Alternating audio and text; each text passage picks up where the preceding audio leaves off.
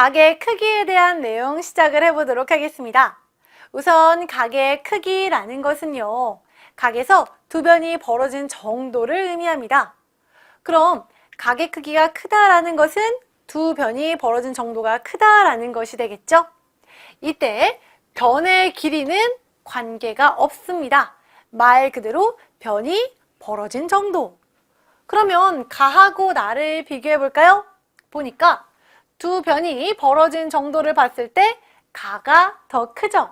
그래서 가는 나보다 각의 크기가 더 크다고 이야기를 해주면 되는 거예요.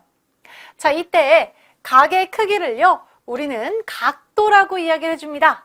뭐라고요? 각도. 좋아요.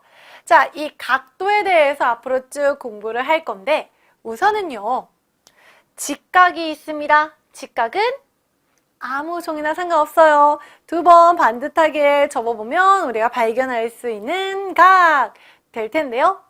자, 이 직각의 크기를 똑같이 90으로 나눈 것 중에 하나를요, 1도라고 이야기를 해줍니다. 그리고 얘를 쓸 때는 이렇게 써주는 거예요. 잘 보면 1하고 오른쪽 위에 작게 동그라미 해주면 됩니다. 1도. 그러면 직각은요, 나와 있는 1도가 90개 있겠구나 라고 해서 90도가 된다 라고 기억을 해주면 됩니다. 좋아요. 자, 그러면 이제 여기에서 우리가 각도기를 사용해서 각의 크기를 직접 재볼 건데요.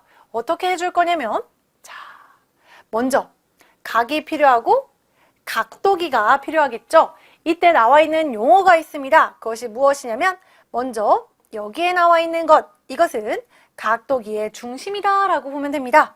그래서 잘 보면 각도기의 중심에서 이렇게 선이 그어져 있다라는 것을 알 수 있어요. 그 다음에 여기에 나와 있는 이 선, 각도기의 가장 아랫부분에 있는 선을 각도기의 밑금이라고 이야기를 합니다. 그래서 이 내용 바탕으로 각의 크기를 한번 재어보도록 할게요. 우선 나와 있는 각이 있습니다. 이 각의 꼭지점을요, 각도기의 중심과 맞춰주세요. 그 다음에 이 각의 한 변을요, 이 각도기의 밑금에 맞춰줍니다. 그럼 이와 같이 맞춰줄 거예요. 그럼 그 상태에서 다른 변 이렇게 나와 있을 겁니다. 그러면 이 다른 변과 각도기가 만나는 그 눈금을 읽어주면 됩니다. 근데 그 눈금도 자세하게 보면 이 바깥쪽에 써 있는 수가 있고요, 안쪽에 써 있는 수가 있습니다.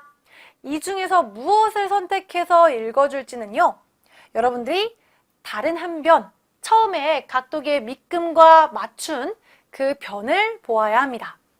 자, 그 변에서 0과 맞춰져 있는 부분이 어딘가 보면 이 경우에는 안쪽입니다.